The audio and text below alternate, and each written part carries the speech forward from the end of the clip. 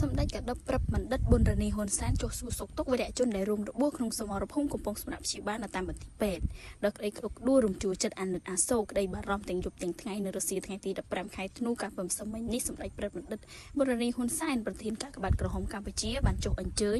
សួរសុខទុក្ខនិងយកអំណោយមនុស្សធម៌ជូនវីរៈជនការពារមរណភាពទឹកដីដែលរងរបួសក្នុងសមរភូមិកំពុងសម្រាប់ព្យាបាលនៅតាមមន្ទីរពេទ្យក្នុងរាជធានីភ្នំពេញ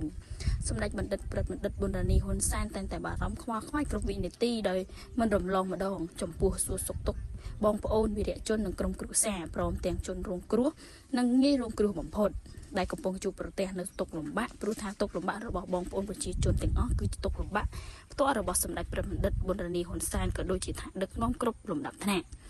ស្ថិតក្នុងក្តីក្តុកក្តួលនេះសម្ដេចព្រះបណ្ឌិតបាននាំនៅព្រះរាជបណ្ដាំសួរសុខទុក្ខក្តីអាណិតអាសូរពីសំណាក់សម្ដេចព្រះមហាក្សត្រី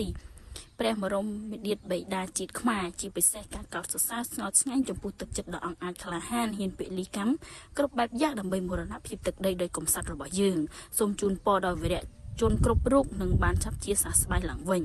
វីរៈជនទាំងអស់និងក្រុមគ្រួសារមានក្តីរំភើបឧបមានិងថ្លែងអំណរគុណយ៉ាងជ្រាលជ្រៅបំផុតចំពោះសម្ដេចព្រះបណ្ឌិតប៊ុនរនីហ៊ុនសែនដែលជាមេដាមនុស្សធម៌ដែលតែងតែគិតគូរសុខទុក្ខនិងលើកទឹកចិត្តនិងផ្ដល់ក្តីសង្ឃឹមដ៏ធំធេងដល់ប្រជាពលរដ្ឋគ្រប់រូបនិងសូមប្រសិទ្ធពរសម្ដេចធិបតី